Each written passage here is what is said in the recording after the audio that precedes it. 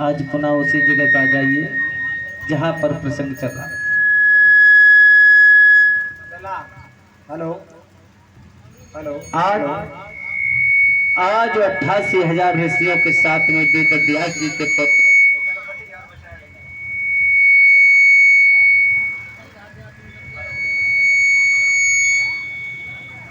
कथा को सुना रहे हैं। हे राजन परिचय,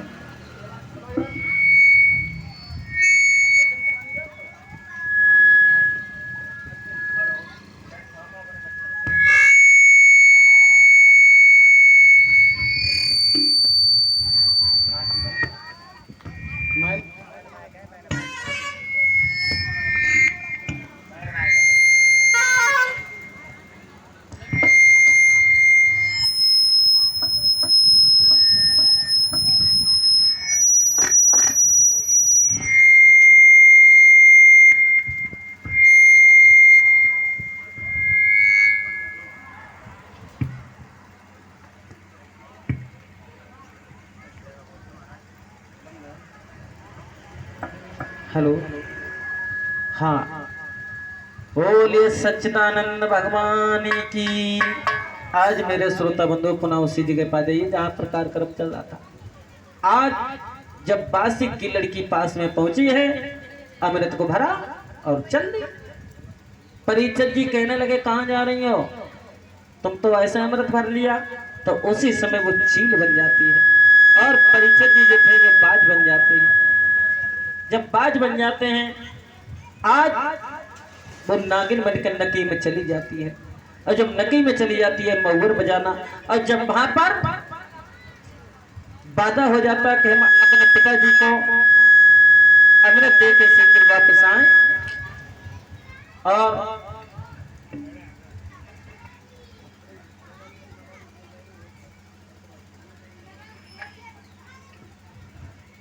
तुम्हारे साथ में शादी करेंगे। और जब शादी करेंगे, आज जब पास में आई है और जैसे ही अमृत दिया है, तो ना बासिक नाया शरीर जैसा था वैसा हो जाता है। शरीर जैसा था वैसा हो जाता है, लेकिन वो लड़की चलने लगी। और जब लड़की चलने लगती है तो आज बासिक ने बहुत रोका कि बेटी कहाँ जा रही हो। लड़की कहने लगी पिताजी जिस घर में बुरी नजर से पिता देखता हूँ। अरे हाँ बेटी, हमसे गलती हो गई, मैंने पहचान नहीं पाया तुमको, मैं खुद अपनी गलती को एहसास करता हूँ। लेकिन लड़की नहीं रुकी है। बात से कहने लगा लड़की, अगर नाग वंश की लड़की मानव कुल में गई तब तुझको जिंदगी में चैन से नहीं सोने देगी। और आज जब चली और मैया जब पास में आई, कहने लगी बेटी कहाँ जा रही हो। तो कहा मैं परिचय जी के पास जा रही हूँ। तो आज मैया रोने लगी है और कहने लगी बेटी जा रही है तो मैं रोक भी नहीं सकते हैं। और आज जब चली कि माँ की ममता खड़ी की खड़ी रह गई, आंसुओं की झड़ी बोल लगी रह गई।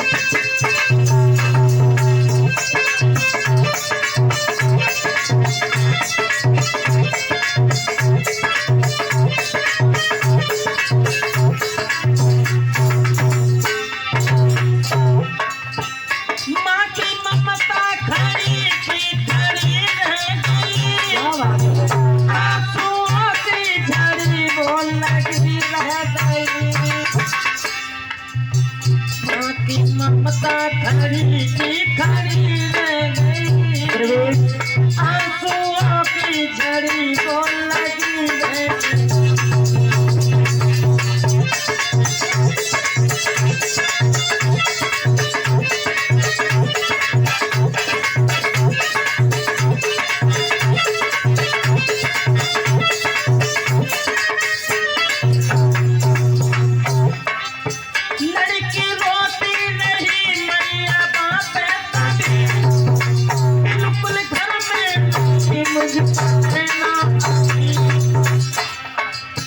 माँ की ममता खड़ी की खड़ी रह गई, आंसुओं की झड़ी बोल लगी रह गई।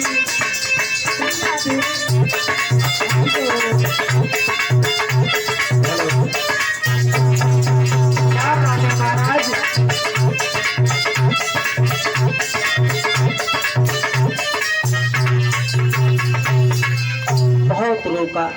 लेकिन जब नहीं मानी है, चली आती है उधर बात से कहने लगा कि लड़की हम तुमको चैन से नहीं सोने देंगे। आज चली आती है, अर्जुन ने पूछा परीक्षित जी से कि ये लड़की कौन है, कि ये बासिक की लड़की है, तो बड़ा खुश होते हैं। तो आज परीक्षित जी और नवलने के साथ में हंसी खुशी से शादी हो जाती है। बोलिए परीक्षित महाराज की। और इधर कि परीक्षित लाल को जो पांडव लोग थे, तय के सब अधिकार और हिमालय की चले पांचों पांडव लाल।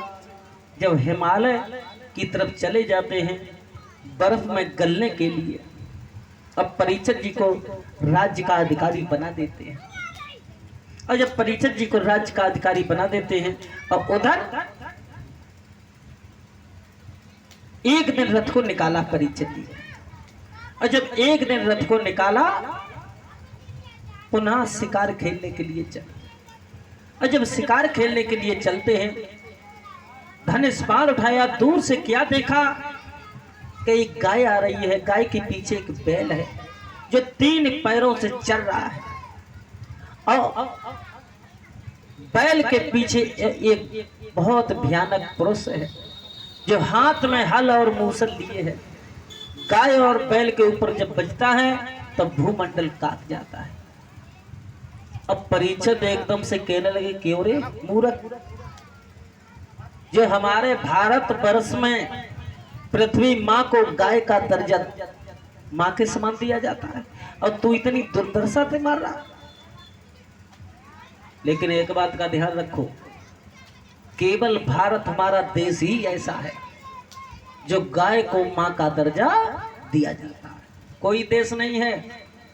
और माँ का शब्द किसी देश में नहीं लगता है, केवल भारत में लगता है, भारत माँ। कोई विश्व में बहुत से देश हैं लेकिन कोई देश में नहीं लगता है।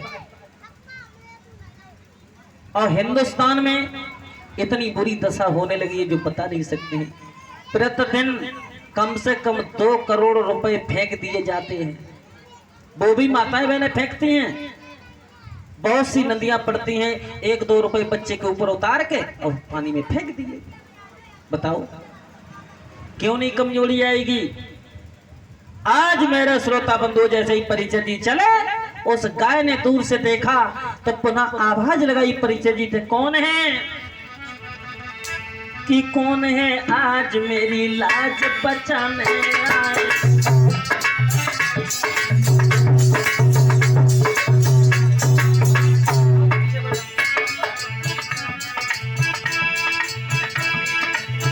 कौन है आज मेरी लाज बचाने आए, धर्म के बलिदान चढ़ाने आए।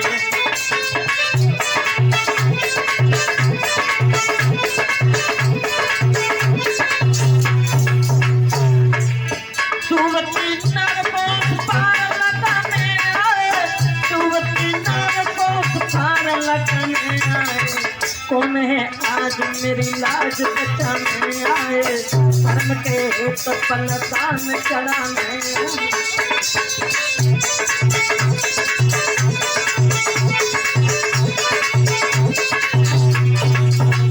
आज मेरे श्रोता बंधु जैसे ही गाय ने देखा तो पुनः आवाज लगाई, कौन है आज मेरी लाज कोई बचाने आए।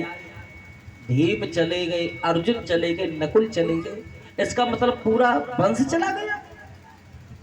पास में पहुंचे, क्यों रे कौन है। लेकिन वो गाय गाय नहीं थी, पुनः अपने भेष में आ गई पृथ्वी थी। कहने लगा, महाराज हम यहाँ पर रहना नहीं चाहते। क्यों, क्या तुमको दिक्कत है। कि पापों का उदय हो रहा है, मैं रसातल को जाती हूँ। पृथ्वी और मकानों से, पृथ्वी और हर भार सह सकती है लेकिन पापों का अत्याचार नहीं सह सकती। बैल जो था, बैल वो बैल नहीं था, वो था धर्म। जब पृथ्वी मैया नहीं रहेंगी तो हम फिर रह के क्या करेंगे, हम भी नहीं रहेंगे। ये साथ में ये कौन है, इसका नाम है कलयुग। तब परीक्षित जी कहने लगे कलयुग को ही नहीं हम रखेंगे, इसको ही मार देंगे। तो कलयुग कहने लगा महाराज अगर हमको मार दिया तो संसार का हर आदमी अमर हो जाएगा, इस पृथ्वी पर नहीं रहेगा। हाँ हमको कोई एक ऐसी जगह दे दो जहां में सुकून से रह सके। तो परीक्षित जी थोड़ी देर चुप खड़ी रहे। उसके बाद में कहने लगे सुनो तुम कहाँ रहोगे, कहाँ तुम्हारा पास होगा, कहाँ होगा महाराज, सुनो हरिओम। तुम उस घर में चले जाओ। किस घर में? कि जिस घर में गुरु का मान न हो, झूठी गपोलियां लड़ती हो।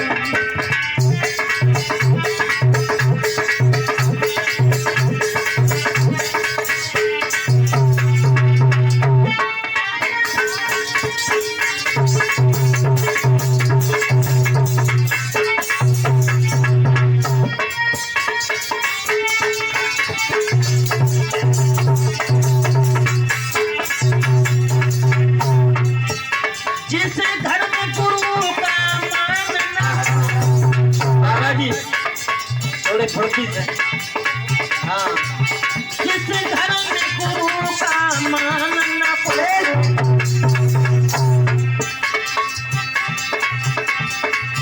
जिसकी फिर भरी प्यालियां हो, जिस घर में गुरु का मान न हो।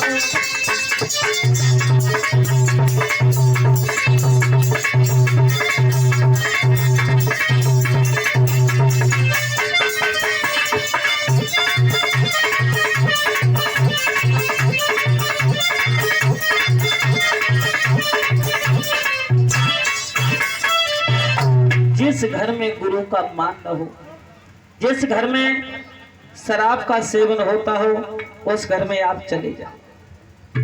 कहने लगा महाराज आपने कोई जगह ऐसी नहीं बताई है जहां पर हम सुकून से रह सकते हैं।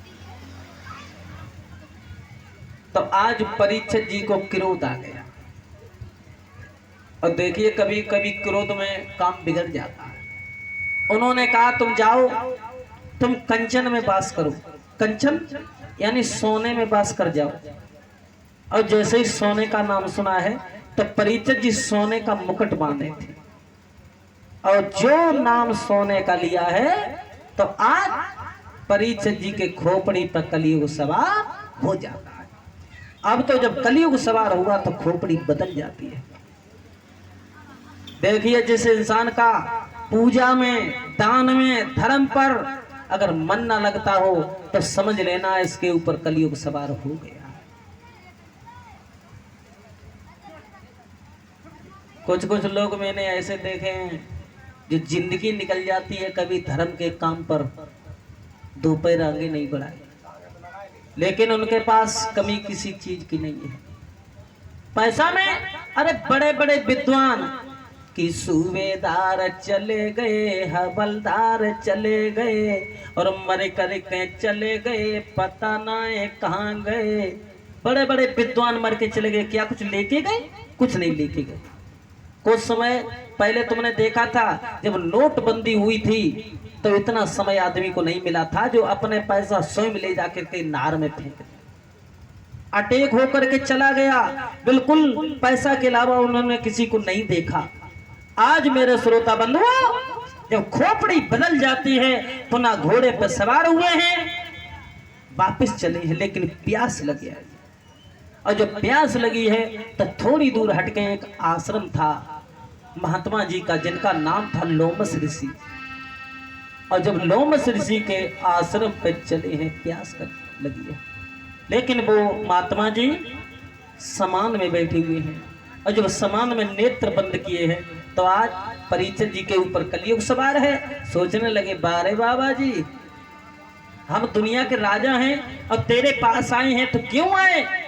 एक लोटा पानी पीते चले जाते, लेकिन इतना बड़ा मेरा अपमान कि मानना है मेरो जानो।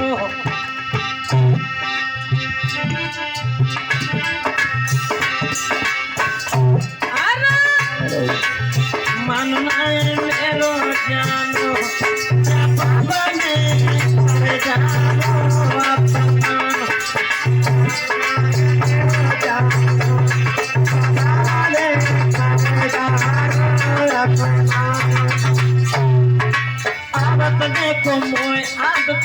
आंखें नीचे आवत देखो मोए आवत हो आंखें नीचे कैसी कुमत कमाई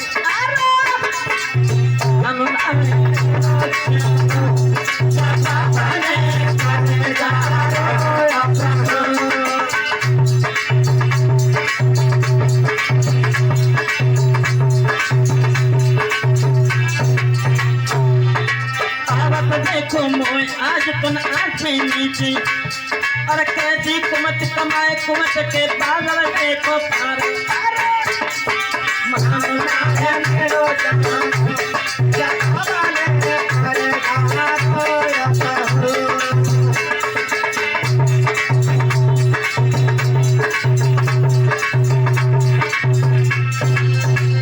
आज मेरे श्रोता बंधुओं आगे बढ़े एक धनुष उठाया, धनुष के बल से मरा हुआ सर्प उठाया और लोमस ऋषि की गर्दन में डाल दिया।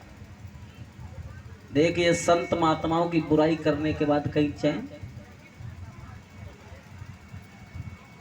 क्यों कि मोर बचन चाहे पर जाए फीका और संत बचन पत्थर के लिखा। आज मेरे श्रोता बंधु जैसे ही गर्दन में डाल दिया और जब गर्दन में डाला लोमस ऋषि के पुत्र जिनका नाम था श्रृंगी ऋषि पुनः श्रृंगी ऋषि आ जाते हैं और जब श्रृंगी ऋषि आ जाते हैं और श्रृंगी ऋषि ने देखा कि मेरे पिता का इतना बड़ा अपमान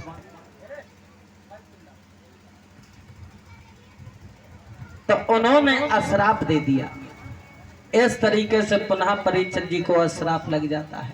बोलिए परीक्षित महाराज की जय हो।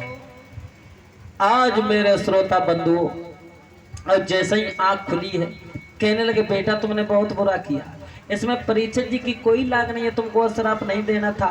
अब ऐसा करो उनके लिए सूचना कर दो कि 8वें दिन ये सर्प तुमको डस लेगा। ये जो मेरी गर्दन में डाला है और तुमने श्राप दिया, ये सर्प मरा हुआ नहीं रहेगा, जिंदा होगा और यही तुमको डसेगा।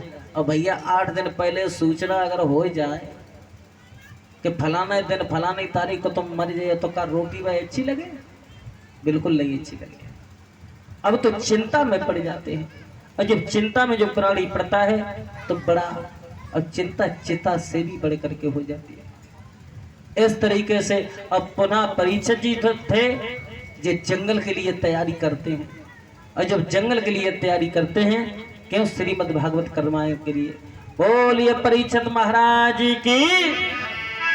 और सभी लोग तालियों के साथ में बड़ाई प्रेम से और इस तरीके से आज श्राप लग जाता है।